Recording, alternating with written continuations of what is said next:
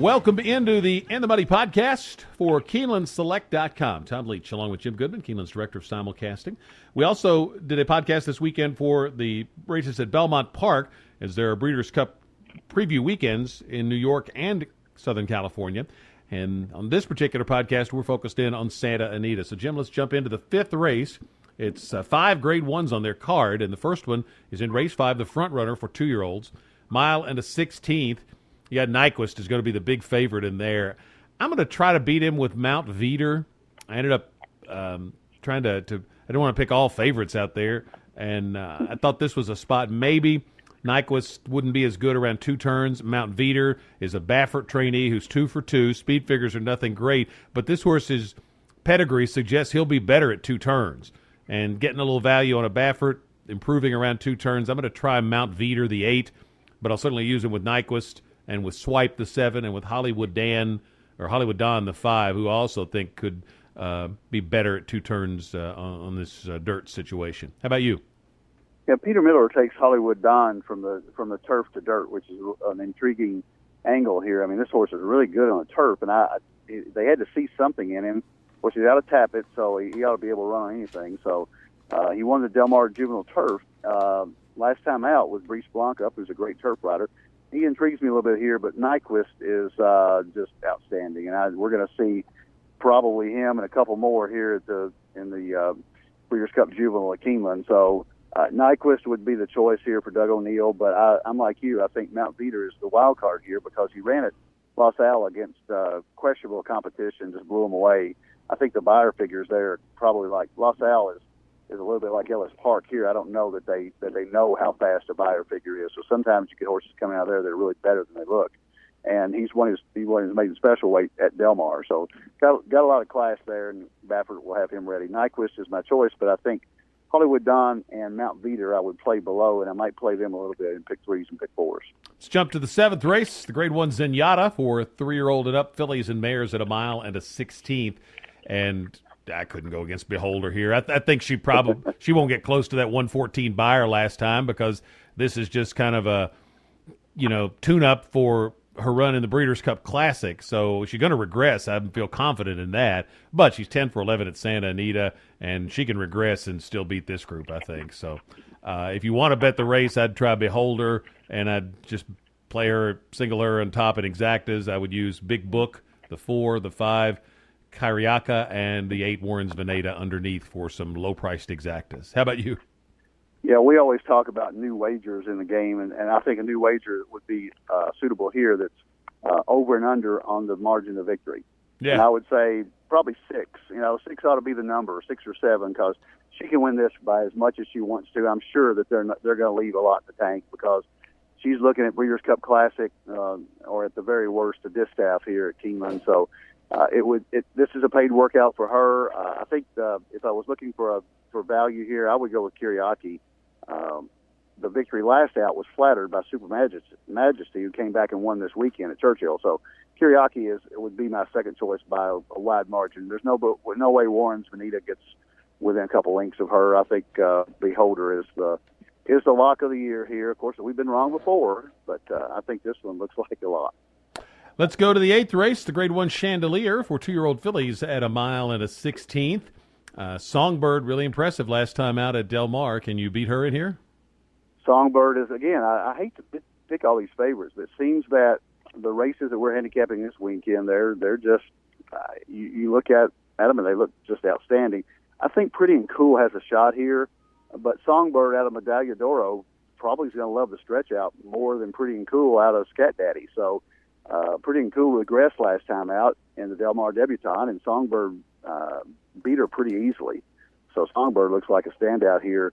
Pretty and Cool might be the value here, and Baffert gets them ready, as we said, but everything else is a toss here. This is a 2-horse race, and I don't know what the exact is going to pay, but probably $4, maybe $5.20, like that.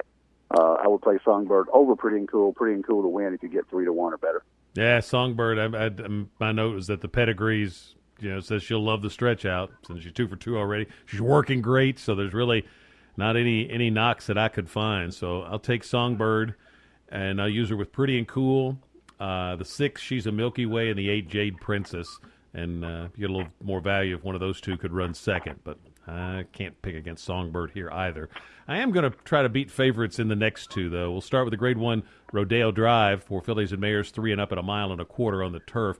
Hard Not to Like shipped out, won a Grade 1 earlier this summer, but now a second cross-country trip and 6 years old, and I'm going to take a shot that maybe she won't deliver her A game, and Electrum, who's a 4-year-old who looks to be in her best form of her life and has some upside left, can maybe pick off the upset here. She'll get some value against the 6-year-old favorite Hard Not to Like, and I'm going to try Electrum for a bit of an upset in the Rodeo Drive. Got to use Hard Not to Like also. I think Photo Call from Graham Motion almost went there, and then 7 Queen of the Sand I would also use.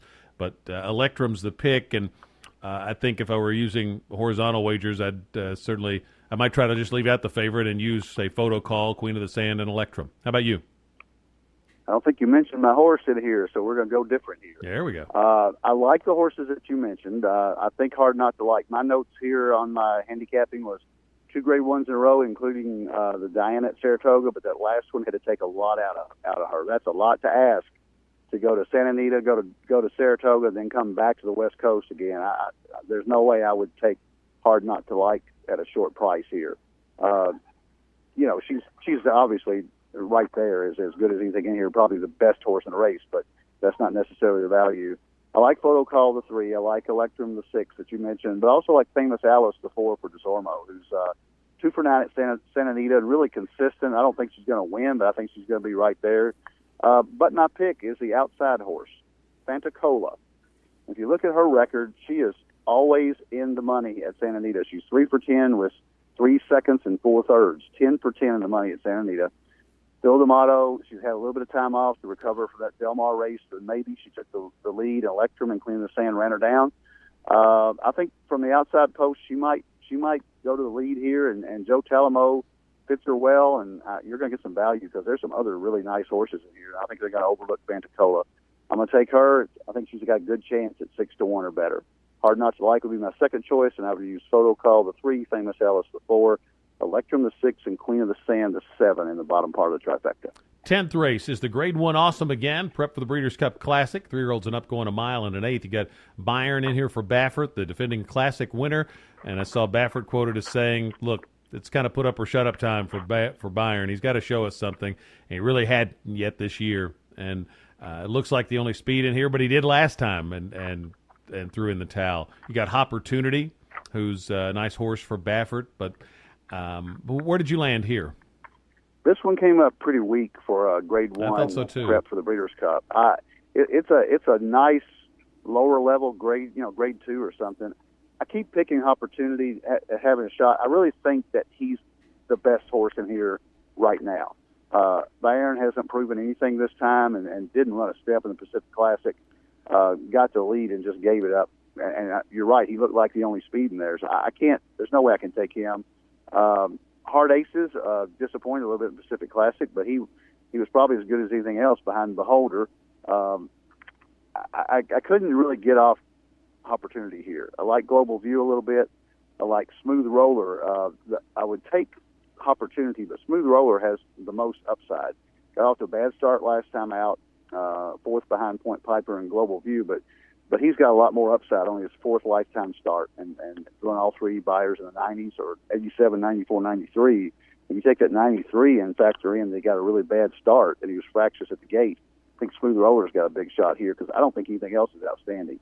I would box Smooth Roller, the 7, with the 5 Opportunity, take them on top in trifectas with pretty much anybody else can finish 2nd or 3rd in here. I can't really toss anybody. So that's the way I would play it, 5-7 with 5-7 with all, and I play a 5-7 exact box. Probably maybe reaching a little bit here, but I'm going Point Piper, the 3. And what I liked was this horse moved to Hollendorfer's barn, and in the second start really showed a big improvement. If you look at the latest buyer fig, and then off that effort has turned in 4 really sharp workouts. And this horse has never been 1 mile and an eighth, but in this country anyway, but he's by out of a mare who's by Sadler's Wells. So the 1 mile and an eighth should not be a problem at all. And I just think you're going to get value here for a horse that may be improving against a field that is not going to wow you. So I would take opportunity certainly with Point Piper. I would use Global View as well. Probably throw in a small exacta with Byron just in case he wakes up and becomes the old Byron. If he does, he wins this for fun, but I don't think he will. So I'm going to go for the upset, the 3-horse Point Piper in here. I want to remind folks that simulcasting is going on at the Red Mile, where the instant racing machines are now up and running in the heart of Lexington. But when the race meet starts at Keeneland, you need to know, Jim, that you can go to the Red Mile and bet the Keeneland races and other races around the country. But out at Keeneland, you will also be able to bet other tracks as well. So there will be simulcasting both at the Red Mile and at Keeneland during the live meet in October, right? Yeah, that's correct. And since we moved our simulcasting facility down to Red Mile, there's been a little bit of confusion as to whether we will offer simulcasting during live racing. But we will. Nothing will change out here. The addition that we have to our services is that you can go to Red Mile and bet the Keeneland races and the other simulcast races. So if you're downtown, if it's easier getting out down there, we'd love to have you down there if you can't make it out to Keeneland. But, it's a week from this weekend, or it's October 2nd, right on top of us. And it's hopefully the weather holds up, and we're going to have a great fall meet in anticipation of the Breeders' Cup. So best of luck with your wagers on Breeders' Cup Preview Weekend at Santa Anita and at Belmont Park. And remember, we did do a separate podcast for Belmont this weekend as well, so check that one out. For Jim Goodman, I'm Tom Leach, and this is the In the Money Podcast for KeenelandSelect.com.